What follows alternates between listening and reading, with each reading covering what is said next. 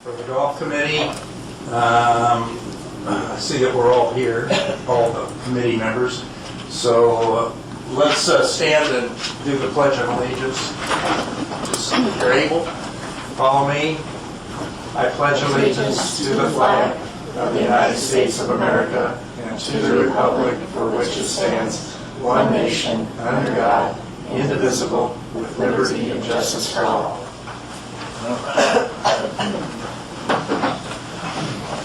Record shows we're all present.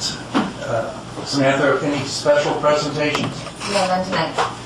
All right. I hope everybody got a chance to look at the minutes. And do we have a motion for approval of the November 6th minutes by anyone? Motion to approve. Second? Second. All right. All in favor? Aye. Aye. Okay. Oral communications. We've got a couple. No, that's for 5A. Huh? Those are for 5A. 5A, oh, sorry. I don't have any for anything else. No. Anything on the old business? I have a question. What's the update on the master plan? Anything? We'll have to put that under staff communications. There's no items for old business tonight. Better. Yeah. All right, new business, consideration of the operational options for the San Clemente Municipal Golf Course Pro Shop and associated services. All right. That would be 5A. And oral communications, Mark Olson.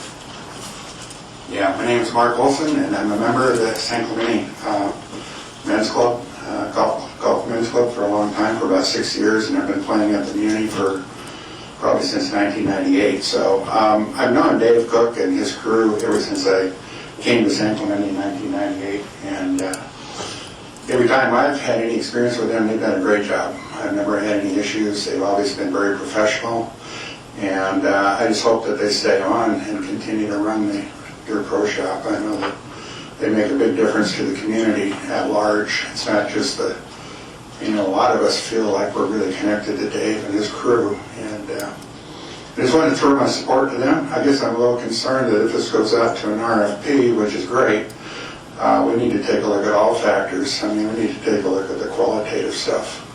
What do they add versus purely dollars and cents? So I want to make sure we really consider everything. But he's been doing a great job for us. Thank you for your input, Mark. Next, Rebecca.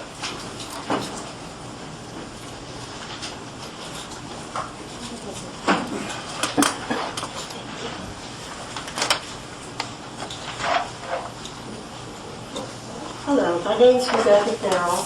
I'm with the 9Ts and Playing Tuesday. Our group and our board has submitted a letter that Mandy's going to read in, and I definitely concur with that. I also definitely concur with all the speakers that were at the City Council meeting on November 4th. You had great comments there. I think those comments made the City Council say, whoa, what are we doing here? Why are we not even having our golf course committee even know about this? Why are we railroading this through tonight? Let's all vote yay. I've been to other meetings. I started coming when I wanted to get my personal golf cart allowed on the course when they were renegotiating that. And what a wonderful benefit that is, and how great the guys are at the clubhouse allowing us to do that. That's the community. The community is the people that live around here that want to come and play, and with their families and their friends. And all these meetings I've been to, I've noticed the biggest problem is maintenance, irrigation, things breaking down, not having tractors. I've never seen a big thing with, oh my goodness, the people in the golf pro shop are just awful, and they're rude and inconsiderate, and they don't take anybody's problems into effect. So why are we taking them out of this? We've got something that works. Let's keep it. Thank you, Rebecca. Mandy, you want to read those letters into the... Hang on, just to understand, what are we doing? I've got the She's two got some letters other that were sent. Public And input. these, so were these forwarded to the committee? Yes. Okay, so we cannot read anything into the record. Anything forwarded to the committee will be included in the record going forward. But we don't, our policies don't allow anybody to read anything from the dais. So somebody from the public could pull a speaker card and read them. Could Becky come back up and read it herself, and that's what she wanted to do, and then we told her that I would be doing it for her. Is this a different person? Do you have someone else can read it, Becky? She'll do it. Sorry, I don't mean to be the stick in the mud, but that's our policy. Sam, speaker card. She's got a speaker card. Oh, good. Okay. She's already done it.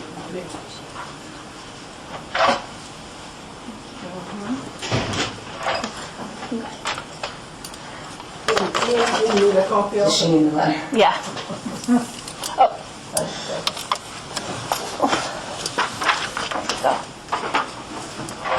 Go ahead, Suzanne. Okay, I'm going to be reading this on behalf of Connie Short, who is the president of the San Clemente 9Ts Women's Golf Club. Dear members of the San Clemente Golf Course Committee, I am the president of the San Clemente 9Ts Women's Golf Club. Our members have a weekly golf game at the Muni on Tuesday mornings, and many of our members play other days throughout the week. Dave Cook's family has run the pro shop at the Muni since 1966, with Dave Cook learning the ropes from his father, Alan, at an early age.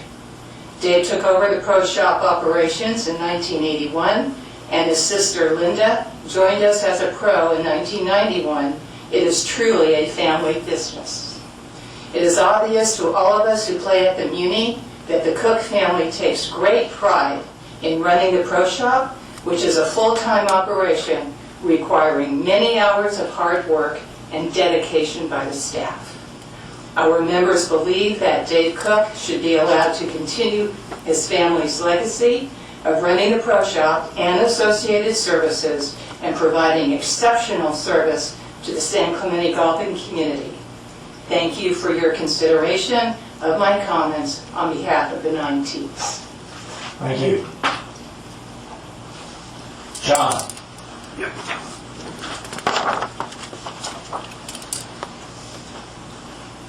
I don't even get a last name, it's just John. Just everybody knows. Hello, my name is John Adams. I've had the opportunity to represent this great golf course and this community all over the world playing in golf tournaments. I've also been in the golf business for over 30 years. I've seen all types of ways to manage a pro shop. I have to tell you, be careful what you wish for. If you make a change, make sure that you have crossed all your T's and dotted all of your I's. If you're going to make a major decision like this, if done wrong, this can really make things really difficult. Mandy, I really loved what you had to say at the city council meeting. Great job. After experiencing how the city is handling this situation, there's one word that pops into my mind: greed. Over 1,000 plus rounds played, a percentage raise from Dave Cook on all of the things that he runs after his contracts are up. I have to ask one question on all of this. Why? What has been the issue with what has been going on since the mid-1960s to all of a sudden want to switch it up? Is it a power issue? Is it an in-house issue? I don't think the community and the city golfers are getting the real answer. I say to you, why? Thank you. Thank you, John. That's it for oral. Items from staff. Samantha? Just to clarify, we're still on that item, 5A, right? 5A. We are? There's still... So what we'll do now is the committee can discuss the item, and what we're looking for is a recommendation.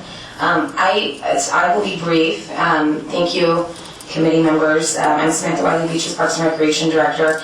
I believe the staff report essentially covers what we're seeking to do this evening. We're looking to have a recommendation out of the committee to be sent to the council regarding pro shop operations. In the staff report, it summarizes essentially some options that we can go through. Obviously, we can look to go out to RFP, we can look to do a hybrid model, or you can look to move operations in-house. Those are the three options in front of us. And you can do any one of those assorted items, or you can pick and choose.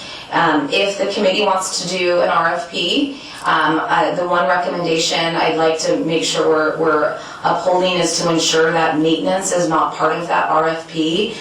That's a very different entity in front of us, so I want to be sure that's clear as well if you're going to pass forward a recommendation to the council. And then I also think the committee would want to consider as part of that RFP anything related to the greens fees. As I know right now, the city retains 100% of the greens fees. That's a very critical component for the fiscal stability of the golf course, that the course continues to maintain 100% of the green fees. If you go out to RFP, that is going to be an important piece that we want to have addressed within the RFP, because any person looking at it, looking to submit a proposal, is going to question that. So through that RFP process, we want to be really clear on what we're seeking. I also want to reassure the committee and members of the public that going out to RFP, that includes absolutely everybody, including Mr. Cook. He can submit a proposal. We do have to go out to RFP, though, if that's going to be the decision. We cannot continue to renew the existing contract. So I'm happy to take any questions if there are any, but you also have the current contract and the 4 amendments in your packet, and you're welcome to ask me anything further if you have anything. I have a question on the maintenance. Yes. You're talking about the maintenance for the golf course itself? That's correct. Not sweeping out the golf shop? That's correct. Okay. Yes, I want to be, I think in the golf world, you guys are all aware that oftentimes when we look at going out to RFP and other courses, that can include maintenance of the course. I want to be clear that in an RFP, we are not looking at the maintenance of the course. As you know, that is an in-house city staff function, and we would be looking to retain that with our current staff. I have a question. Yes. So what must go to RFP? That is a great question. I think the best thing to look at would be in the staff report, it would be your attachment 1. It's actually the report that went to the city council.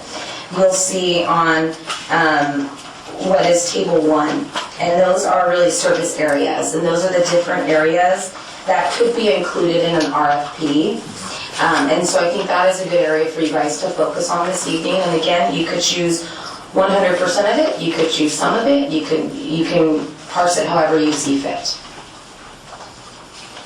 So I'll just start off by saying that I have concerns about a hybrid model that was proposed here. It feels like it could be very disjointed. I believe strongly that we should be going out to RFP to let the city see all of its options, and it should be an all-inclusive RFP, not one that's dividing up services between the city and an outside vendor. I feel like there's going to be quite a few situations that will come up where people start pointing fingers at each other, and it's unclear who's supposed to cover this and that, whereas if you have an RFP that is all-encompassing, that would be probably the easiest way to prevent that from happening. I also think that we really have to make sure that the RFP evaluation criteria is pretty well defined. It's important that we don't let the city look at it as a dollar value only. There's obviously, as we've heard and we've gotten letters, emails, there's a community aspect to this that's important to be taken into consideration. So I think it's important that we do that. We do need to look at everything carefully though, and we do need to make sure that what we're getting is what we're looking for, right? We read everything carefully. I do agree with Samantha that we need to make sure that the green fees stay out of any RFP. That money should continue to come to the city and not be siphoned in any way to another vendor. But if it has to be RFP, then I think we really just need to understand and set forth evaluation criteria so we don't get in a situation where it's just the lowest bid wins. To clarify that, Ben, so what you're saying is that we send it out. Okay, so Ben, my question is, if it goes out to RFP as a whole, so one entity, we've thrown Troon Golf out there, not a community, I mean, they've had anyway, that's, my question is, let's say somebody like Trinity Golf comes back and lays out a great proposal for all of these elements. Do we accept all those, or would the city accept all those as one entity? Well, it'll be, so they will respond obviously to whatever we ask for. Right. We'll lay out the list of all the items that they need to address as part of their response, right? What are the services we're expecting them to provide? We'll also lay out what are the services we're not expecting them to provide. Maintenance, for instance, Maintenance. things like that, and other assumptions as to what is not on the table. Taking a cut of the green fees, for instance, stuff like that. And then any other items that need to be clearly defined, we'll make sure that that's in there so that any vendor knows how to respond appropriately to that. Okay. And I think from there, we have to make sure that the golf course committee is allowed to be part of that RFP review and evaluation, so that we can, as you know, our job as a committee is to make recommendations. And I'd like to think that the city council would take into consideration our down selecting of a couple of vendors, and ultimately the city council has the final decision, but would at least allow us to have some sort of piece of that review and evaluation of each RFP. Samantha, is that part of what we can do, be involved in what we think the RFP should include, and also be involved in the reviewing what comes in before the city council approves? Yeah, certainly. What I would recommend, if the committee wants to go back to council and say we're recommending to go out to RFP, I would also include in your recommendation the ask to ensure the committee has an opportunity to participate in both the RFP process and the selection process. I think this is very similar to the master plan process. Most of you remember that there was a subcommittee established for selecting the architect and the firm that's doing our master plan process. So it's very similar to that, and that's absolutely feasible. I think that's important that we send that back, we make that part of anything that we recommend to the city council. Agree with that? And I would hope they would like our input. I mean, if I was them, I would be, Well, at the last Petitioning for- meeting, they are the ones that said they'd like it to come to the golf committee Good. before, that's good. so they could get So our... it seems like that wouldn't be a problem for them. They appointed us for something. Well, Grady, any comments? I'll echo Ben's commentary that I think a split operation, I feel like that's been tried before. If I remember right, that used to run that way, and it just can be a little disjointed. So, I would be more interested in looking at the contract and figuring out if, like, rather than split operations between two groups, like you want to have one entity to succeed or fail, right? You don't want them pointing fingers at each other. So I tend to like I would lean towards RFP, but this is my take on it. Not RFP for the whole thing, not split the way the recommendation was. RFP to... I would lean. all encompassing. Yeah, I would lean in the direction of having one entity in charge of just golf course operations, excluding maintenance. Because there's a lot of finger pointing that goes on. I feel like if things are going wrong, and it's just like if there's one group in charge, and ultimately we're concerned, as a committee, our job is to try to ensure the best interest of the golf course and what it does for our community. And if we're covering our costs, right, if we don't need to pull in extra money desperately, my take on that is that we should be preserving a good experience for the community. And I think having a single party responsible for that is the most likely path to success. So that's called an RFP, comprehensive RFP, is that what we're talking about? Yeah. Okay, so we use that term. I have an observation, I guess. So I've been to the city council meetings, I've been to these meetings, had many comments. Dave Cook and his operation had overwhelming support from the community. There's also overwhelming support for keeping rates low. I'm not talking about what the rates are or what they are, but we all enjoy extremely reasonable rates. My question is, how do we balance over time keeping the operation run like a business that sustains itself, so all the money that comes to the city, whatever, if it's a split or not a split or whatever, over time, how does that look if the city does not have the opportunity to optimize revenue streams that are there? As an example, right now, my understanding is that the carts and the driving range, we get a percentage of that in an RFP, maybe the same type of thing, unless we say, or unless the city says we want to take part of that, right? So, it's just an observation. I'm not saying that's one way or the other that I would want to go. I'm just saying as you run a business, our costs are going to go up. It's kind of an elephant in the room if the city doesn't have the revenue from the driving range, which is big, and the carts, which are large as well, that would imply that you have to raise the rates of the golf itself. Sorry, I'm going to answer. No, go ahead. I was just going to say that we're all sort of agreeing with like with the comprehensive RFP, that's a good expression. So Samantha, what is it that you would like to see different in the RFP that goes out? What are the issues that are concerning the city, like the splits or things like that? That we have a split, for example, the driving range is 75-25 split right now.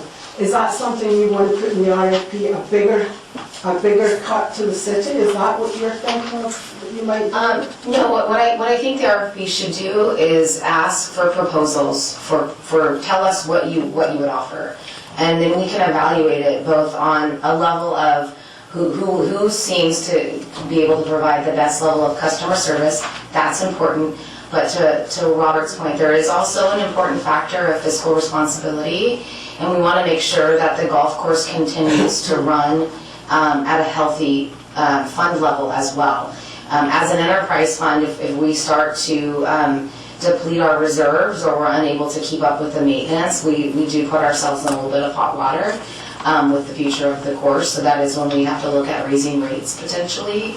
But I think for the purpose of the RFP, we intentionally leave it pretty open for any applicant or proposer to submit, paint their own canvas, tell us how you would help the course operate and ensure that it can continue to be a solvent business as well. From both sides of that, understanding that this is a private business that would be operating, but there is a level of responsibility to the golf course as well. So I would leave it to the proposers and not put them in a box as much. I think that also leaves room for negotiation too, right? So when you're allowed to come back and sort of say, come back with a proposal, counter proposal to what they've set out, especially if you find a group that you really feel good about. And as an actual fact of right now, are we unhappy with the contract as it's in place with the finances the city is making, for Gulf Fund is making from it? Myself, no, I can't speak for the council. Staff were tasked with creating a recommendation that made sense fiscally and financially. That was the staff recommendation provided, but at the staff level, I am more than happy to do whatever the committee or council wants. I think it's important, it's also been said many times, but I don't know that message is getting out, because so many comments are, we want Dave Cook to keep running the shop, we're not unhappy with that. But the RFP is open to everybody, and he will get the opportunity to... Yes. Yes. So I think that really needs to be clarified by everybody. I mean, we're not saying no, and the city is not saying no. It's just we're faced with having to go out to bid for this function. Yes, but the reason people were concerned, Robert, is the proposal and the recommendation from management to the city was to split it, to not put out a comprehensive RFP. That's why this is concerning. No, I don't think people are concerned that an RFP goes out and Dave has an opportunity to bid for it when it's a similar contract to what it is now, or, you know, a comprehensive. It was the splitting that was the problem. Correct. Okay, good. I had a question or two, Samantha. How did we land on the like revenue estimates? Like just one little point. It's like I see a driving range estimate for revenue is $656,000, but then the existing revenue looks like there's lots of 233 before the revenue split. How did that end up like 2.5x in the estimate? So that was drawn by a national average of what a single driving range bay typically brings in for revenue, and then multiply out from there. Got it. And does that factor in like the cost of a bucket and all that? Like, is there assumptions baked into that? Sorry, just to make sure, or what area of the... So on the key revenues, the city's share lessens driving range, total estimated revenue. So your projected net cost factors in all the expenses, and the equipment and everything is in the expenditures. Right, so I guess I see the driving range line item that says 656, and then on the table, on the next page, table 1, that says existing operating structure, driving range is showing 233. So that number, that 233, is our year-over-year average of the past, I believe it's 3 years, of what actuals have been brought in. Got it. So the operating assumption here is that by the city taking over the driving range, they're going to 2.5x revenue. I just want to make sure Yes. You're gonna sell a lot more buckets. Okay, no, I like, because the other thing is like looking at that, like, if, I mean, that's 400 grand of the 539 projected positive, so like, assume, like this, if you assume you're not gonna improve it at all, that's an extra $139,000 for taking on additional management for the city. So like, that's just kind of a throw that out there, and it's like, I'm not saying it's wrong, and I'm not saying that the number isn't going to go up, but I also, the math seems a little Dramatic. a little suspect. It just worth throwing that out there, because like, I don't know if the city should take on added risk operations, all that, for an extra 100 grand for the golf course fund. I mean, you can do that by raising fees 50 cents, you know, and I don't know, it just seems like it'd be an easier route to an extra 100 grand, but the rest of my case. I see what you're saying. It could be a bit misleading if you weren't paying attention to it. Well, it's mostly just like, I'm not saying the numbers are wrong. It's just like, I would be interested in the path to get there, right? And it's like, if that means a $30 bucket, I don't think the city residents are gonna be stoked about that.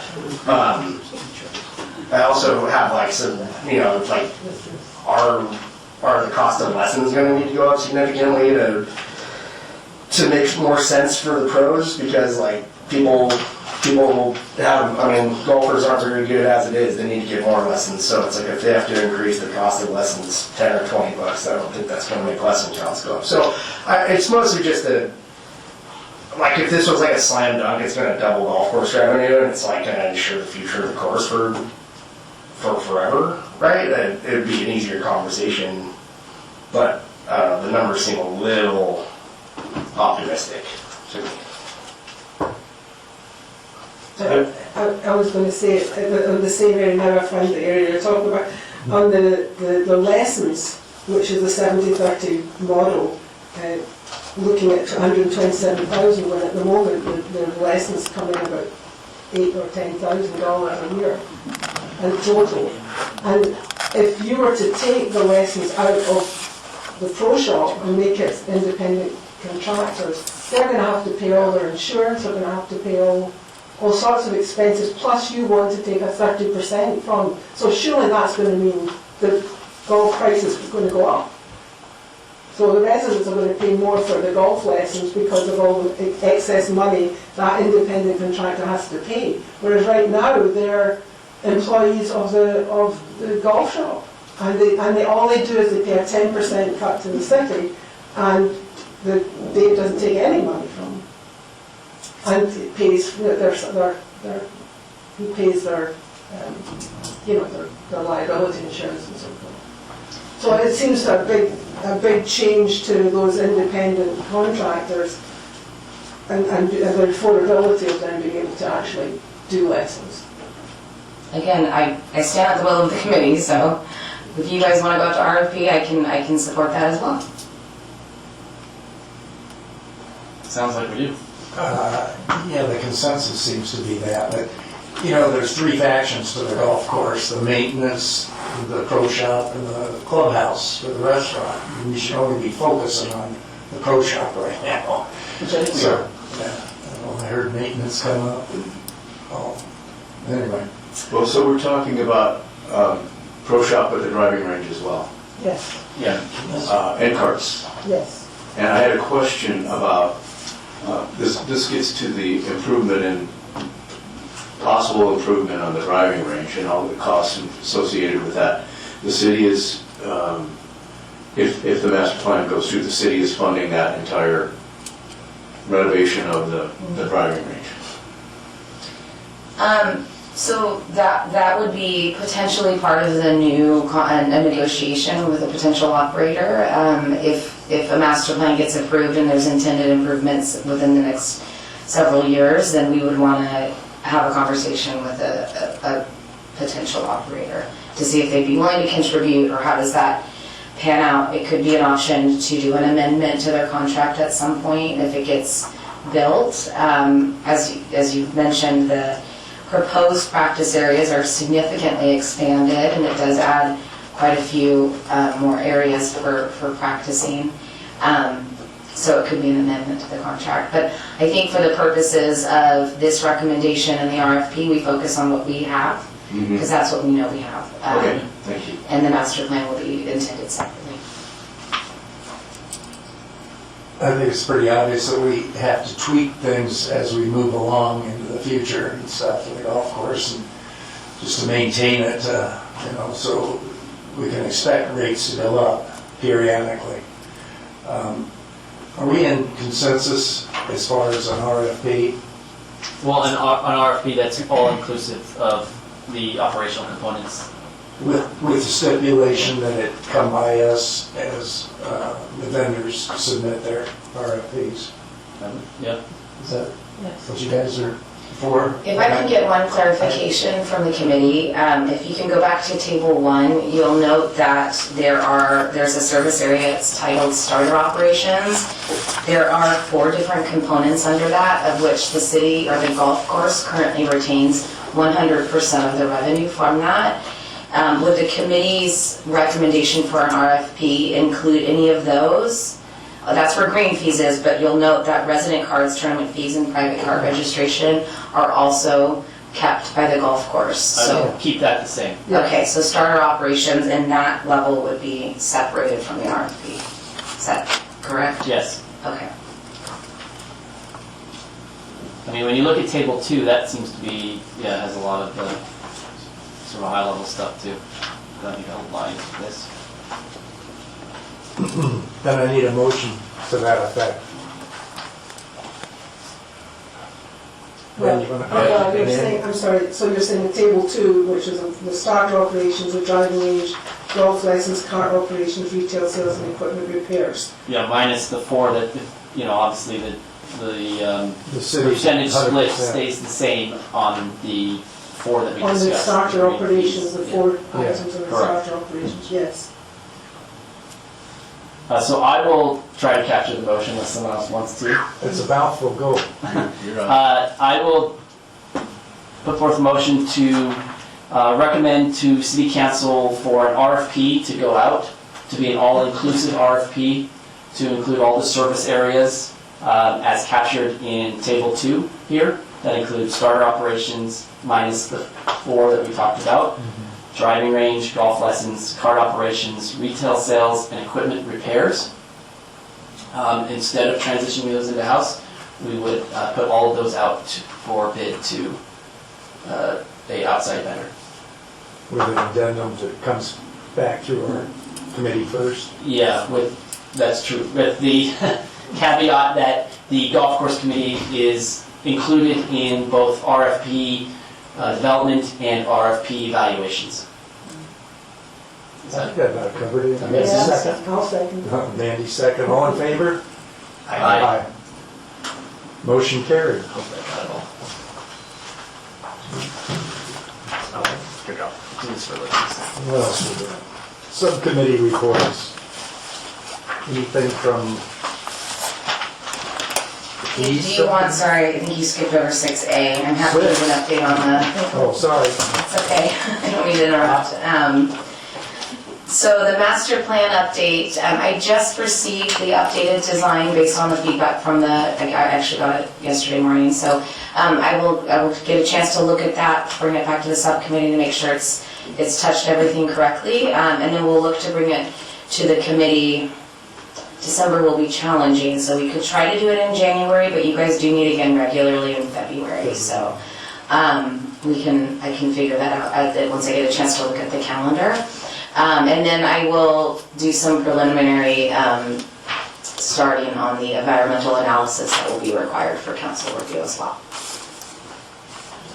Can we ask a question on that real quick? Yes. Do you know if the master plan is going to start to include cost estimates for some of the efforts? Because that's something we have not. Yes, the seen. next meeting we have will be that entire package of that comprehensive overview of profit and loss, and also areas for improvement and areas that are working very well. So it'll be the full analysis. Because I think some of the recommendations will obviously be, that cost will be factored in.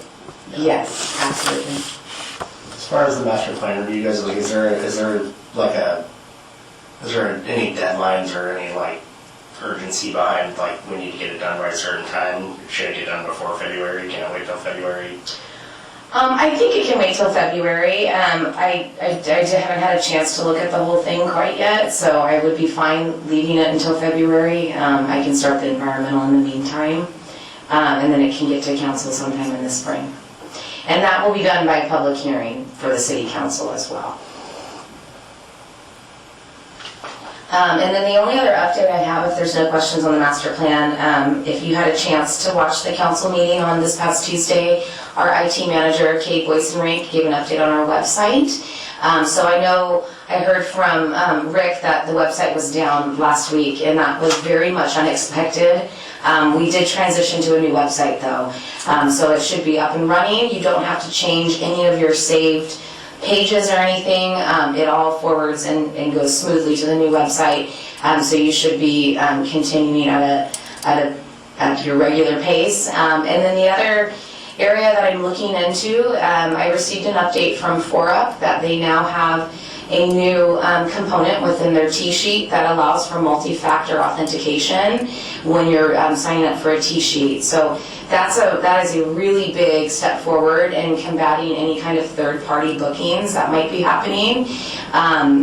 So I'm looking into that further. I will not do anything until I bring something back to the committee. I know it would slow down the process. I don't want to throw people off by all of a sudden there's this second step, and I don't want people to panic. So I'm looking into it though. I think that's good progress. And then they've also given us kind of some tips and tricks to make sure that tea times aren't getting taken or misused as well. So I'll be preparing a report for the committee in February as well.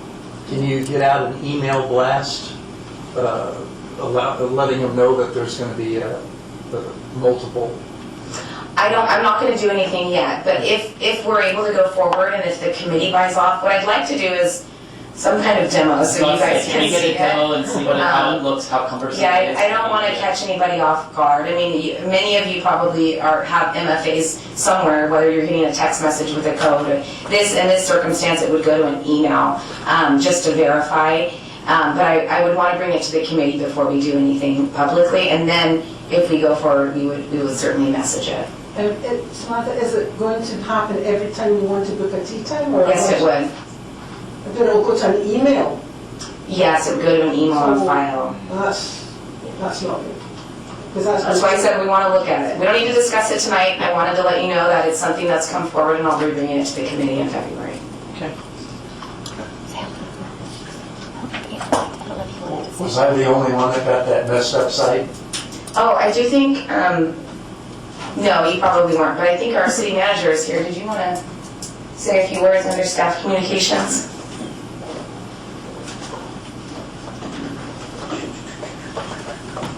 I was trying to get your attention before your motion. It doesn't matter, you guys made a great motion. But if there's a point of order, I would like to go back and address some of the things that I heard. First, there were some really good questions about why we're doing this. The reality is the only thing, you asked a very good question about what needs to be done. The only thing that has to be done is that the contract that has expired, we need to rebid that contract. That's just state bidding laws. That's the only thing that has to be done. Any of the other changes, they're not necessary. So the current contract is the only thing that needs to be done. I thought that was a great question. The other thing is that the city and the golf course have been used interchangeably, and they should not. The city gets no money from this. So to some extent, and I want to make this pretty clear, I think that the council and certainly staff is pretty agnostic about how we get the money. That doesn't really matter. What we want to do is make sure that we have the revenue to keep the golf course operating correctly. We don't care if some of that funding comes from the driving range, some of it comes from lessons, some of it comes from, or whether it all comes from rates.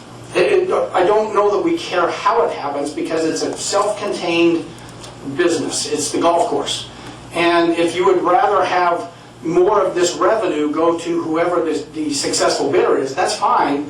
But as you mentioned, then more of that may have to come from the fees if we want to make improvements to the golf course. I think that's why it's so important to listen to you. I think it's important to listen to the golfers. If you want to have a different experience about who's running the clubhouse and who is providing the golf services, that's fantastic. We don't have any problem with that at all. As we know, I don't think anybody has complaints about the golf course or how it operates. This is the most played and loved golf course, I think, in all of Southern California. So obviously something's going very right, and we want to keep those things going right. But as we move forward and we make any improvements to the golf course, we're going to have to get that revenue from somewhere for improvements. The other thing we should keep in mind is that Met has indicated to us that right now we buy our water for about $1,395 an acre foot. They've indicated by 2029 that will go up to $2,177. So that's about a 56% increase in the water costs. So there's going to be increased costs at the golf course. And again, I think your job is hard, but it's your job to help us and give us recommendations about, and this is where we want you to get the revenue. Raise rates another $5, but keep the operations the way they are, or change operations and get some of the revenue from the driving range instead of raising rates. All we're trying to do is make sure that the golf course is properly funded so that we keep the gem that it is. There's no complaints whatsoever about the way the course has been operated, the way the course is playing today. It's fantastic. It's a fantastic course. So I want to make sure that we don't use the city and the golf course interchangeably, because they're not. All revenues generated at the golf course stay at the golf course. Likewise, all expenses at the golf course are at the golf course. It is illegal under state law for us to use general fund money to augment the golf course or use the golf course to augment the general fund. They are separate and complete. I just want to make sure that, and I think everyone knows that, but sometimes we start to use that interchangeably, and I want to be real careful about the way we talk about that. But I know your task has not been easy. The costs continue to go up, and you want to keep the rates low. So far, you've done a fantastic job. I do think our rates are relatively low. Comparative, for the quality of course we have, I think our rates are relatively low. That says a lot for the way the golf course has been operated, a lot of the way the golf course has been maintained. I think some of you are aware that some of our employees, some of our maintenance employees right now, we fight to keep them above what they're paying at In-N-Out. The minimum wage now for, as you know, for fast food workers is $20 an hour. We struggle to keep our golf course maintenance crews above $20 an hour. And so because again, it's self-contained. So we do want to get some more money in the system, make sure we keep those good employees. They're doing a fantastic job. I think the maintenance of that course is just second to none. They do a fantastic job. So anyway, just wanted to add some of those things. I apologize for being late. I came here from another meeting. And I should have been here to make these comments before your deliberations, but you guys did a great job. You need me. So anyway. Thank you for your input, Andy. Get your heart out, Rancho Park. We got the gym. Well, I'll just say, based on what Andy just said, those are all great things that we should be taking into consideration when reviewing RFP proposals, right? And make sure that we're keeping that in mind as part of the criteria. Is it I guess open question to staff on this is like, is there goals that we want to hit? Are there numbers we're trying to hit? Are there like, do we have like a path to get there? Like, does a 60-40 driving range split get us the extra $100,000 we need to pay the staff to get them paid a livable wage, maintenance salary? So I think, stuff like that would be kind of helpful if there's like what sort of like shortfall that we're missing on like trying to hit some goals as far as like we want our groundskeepers taken care of, right? Like we want our staff members taken care of, but I think like without that like visibility on that goal, sometimes it just feels like a cash grab. But it's like if we say like we're trying to pay our people better, or we're trying to, we're worried about water costs in a decade. That's all valid stuff to consider. I think it would just be nice if that was like laid out, and if there was like some goals or some kind of margins for safety like laid out. I apologize if I missed that document somewhere, but it'd be nice to see something like that so we can understand a little bit more behind like what extra revenue we're trying to drive and like how we're planning for a rainy day. So some of that information is going to come out of the master plan, including the irrigation costs, the bunker costs, and the driving range improvements as well. So that will all come out of the master plan, and then we have operational costs that we need to look at long term as well. Utilities being one of them, fuel costs and all of that. So I don't have that this evening definitively. I think that's also the part of the RFP review process as we look to understand what is the balance of best value for customer service and customer care with the best return on the investment of the golf course as well. This probably would have been a better question to ask before we motion, but once we go to RFP, are we locked in on RFP? No, you could certainly, you have the right to choose none, go with none of the proposals. This is a professional services type of RFP, so it can be based on a very specific set of, we're looking for these qualities and this quantitatively as well. And you certainly could reject all the proposals and come back and look at it again. That's happened before as well. So somebody that has to live in the city for 60 years. That's such an excellent question. If you don't mind, just real quick. Go ahead. Yeah, this, as Sam mentioned, and the difference is usually cities put out an RFP and you have to go with the lowest qualified bidder. You've heard that before. This is not that kind of a contract. This is what they call a professional services agreement, and you don't have to choose the cheapest. You can look at the proposals and choose the best. And they may be a little bit more expensive, but you know you're going to get more quality or more experience or something like that. So that is a little bit different, and that's a great point that you just made. Very, very important. That was a good lesson through Rod's tree service Yeah. a few years back. All right, moving on. Any items from the committee members, subcommittee reports, etc.? No, I Yeah. don't think so. Did you want to say anything, Robert? That's already passed. Yeah, that's already done. Okay. Yeah, so those will be in effect December 1st. You'll be seeing some new rates. There should be some signs posted in the pro shop. And then we will effectively dissolve that subcommittee if the committee's okay with that. Yes. That's fine. And the pro shop operations, again, we had a meeting prior to the last city meeting and prior to this meeting about the pro shop. You and I. How many meetings ago was that? Many, many, but it's on here, so we did it so we can be disbanded from that as well. Okay. Sounds good. Any other comments from the committee? No comment. No. I need a motion to adjourn. I motion to adjourn. Second? Second. All in favor? Aye. Carried, let's go.